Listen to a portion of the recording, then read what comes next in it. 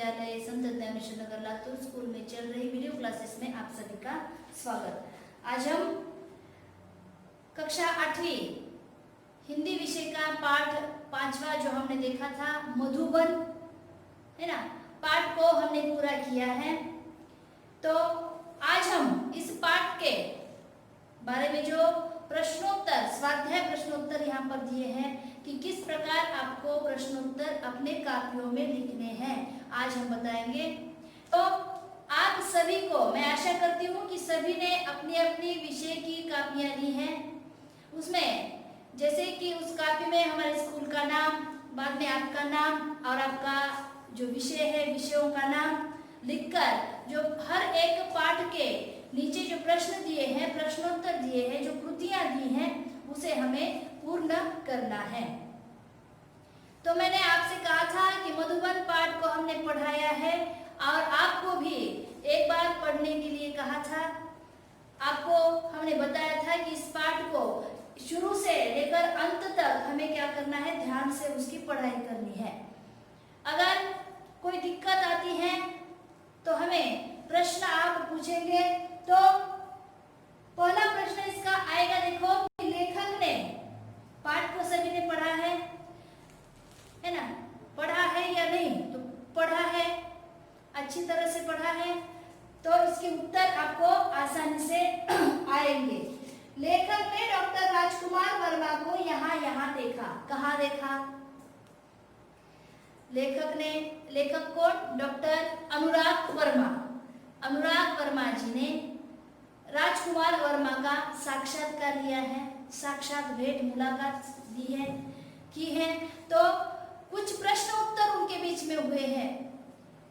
तो यहाँ पर कहा गया है कि लेखक ने डॉक्टर राजकुमार वर्मा को यहाँ देखा। कहाँ देखा? 3 उत्तर आपके आने चाहिए। 3 उत्तरों में आप उत्तर लिखेंगे। कहाँ देखा? पहले तो उत्सवों में, संगोष्ठियों में और सम्मेलनों में हमने डॉक्टर को देखा। उत्सव में देखा, सम्मेलन में देखा और संगोष्ठियों में देखा। दूसरा प्रश्न आएगा कि लेखक के दिमाग में उठने वाले विचार। जब लेखक राजकुमार वर्मा जी की मुलाकात लेने के लिए, उनका साक्षात्कार लेने के लिए उनके घर की ओर वो जा रहे थे, मधुबन की ओर जा रहे थे, तभी जाते समय लेखक के मन में कुछ दिमाग में विचार उठ रहे थे। कौन कौन से विचार उठ रहे थे? कि कैसे होंगे डॉक्टर साहब।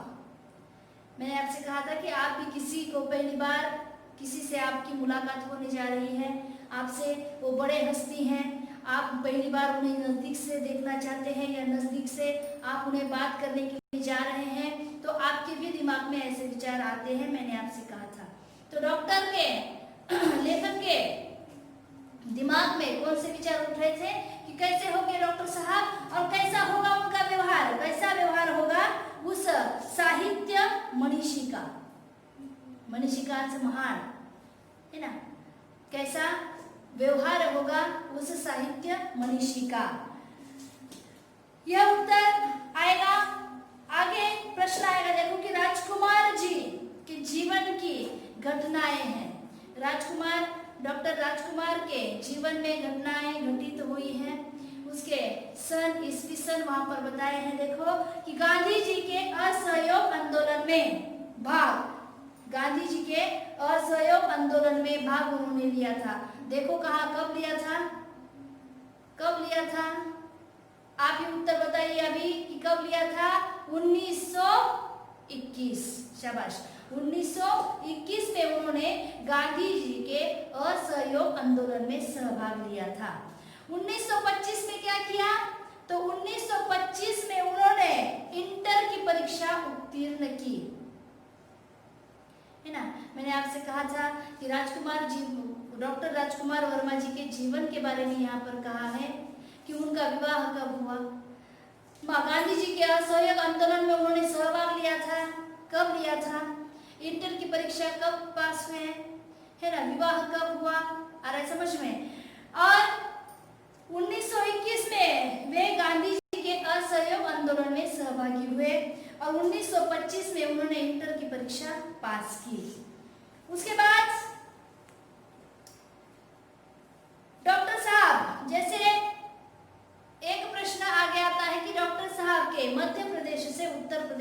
का कारण भी वहां पर पूछा गया था कि डॉक्टर साहब का मध्य प्रदेश से उत्तर प्रदेश आने के लिए प्रेरित होने का कारण क्या कारण था?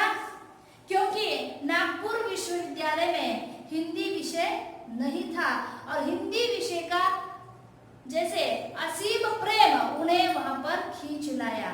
यही कारण वो अपने जीवन में बताते हैं। आगे प्रश्न आएगा कि कारण लिखिए में कि डॉक्टर साहब का स्कूल छोड़ घर से निकल पड़ने का कारण। और डॉक्टर साहब ने स्कूल को छोड़ दिया था और घर से बाहर वो निकल पड़े थे।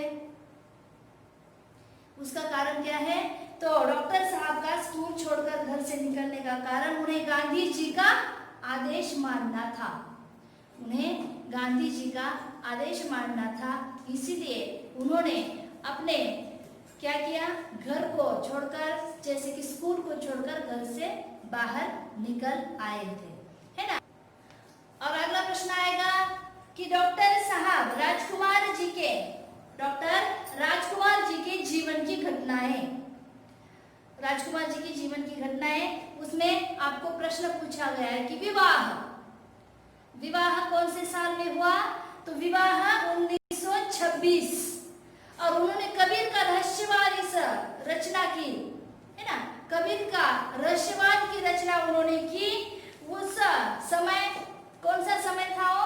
1930। ये दोनों जीवन की घटनाएं यहाँ पर आपको पूछी गई है। पहली घटना कि उनका विवाह कब हुआ? तो 1926 में। और उन्होंने कबीर का रहस्यवाद इसकी रचना की 1930 में। अगला प्रश्न आएगा कि गृहस्थ जीवन में इनसे प्रेम हुआ, है ना। जब वो विवाह करने के बाद गृहस्थी जीवन में आ गए, राजकुमार वर्मा जी गृहस्थी जीवन में आ गए, तो आपको प्रश्न आएगा कि गृहस्थ जीवन में उन्हें प्यार हो गया। किससे प्यार हो गया? सात्विकता और नैतिकता। गृहस्थ जीवन में सात्विकता और नैतिकता से प्रेम हुआ, है ना।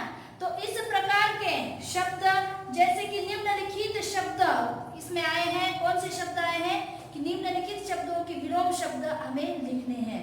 कौन से शब्द लिखने हैं? देखो कि प्रेम, है ना।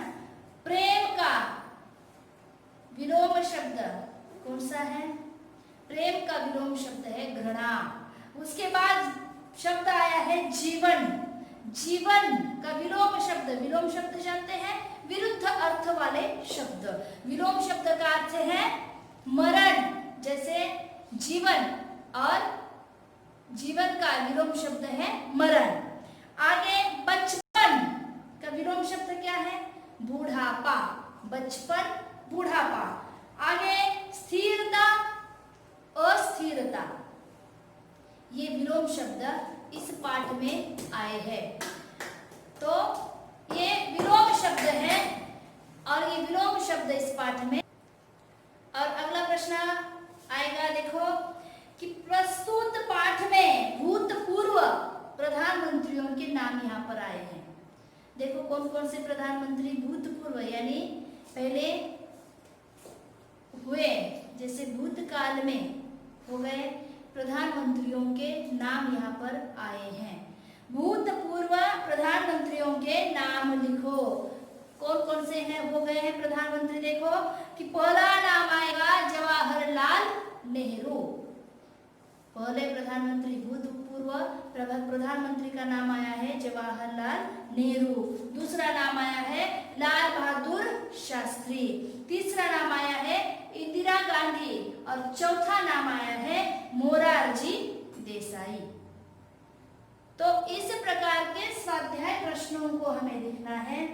कृतियां पूर्ण कीजिए। बक्से में आपका प्रश्न आएगा और हमें इन उत्तरों को भी ऐसे बक्से में यहाँ पर लिखना है। 3 उत्तर आपके ये हैं। जैसे कि अभी का प्रश्न था कि भूतपूर्व प्रधानमंत्रियों के नाम 4 हैं, है ना। तो 4 उत्तर हमें 1 2 3 4 ऐसे नंबर लिखकर आपको उत्तर लिखने हैं। तो आपके सभी के पास कापियां हैं। कापियां लेकर आपको क्या करना है, उसमें प्रश्नोत्तर लिखने हैं, है ना। प्रश्नोत्तर यहाँ पर लिखने हैं और उसी को आप एक बार दो बार जैसे कि पाठ को पढ़ना है, कठिन शब्दों के अर्थ को पढ़ना है, तभी जाके आपको ये आसानी से पूरा पाठ जो है प्रश्नोत्तर है समझ में आ सकते हैं। तो हम अगली कक्षा में मिलेंगे, यहीं पर हम रुक जाते हैं।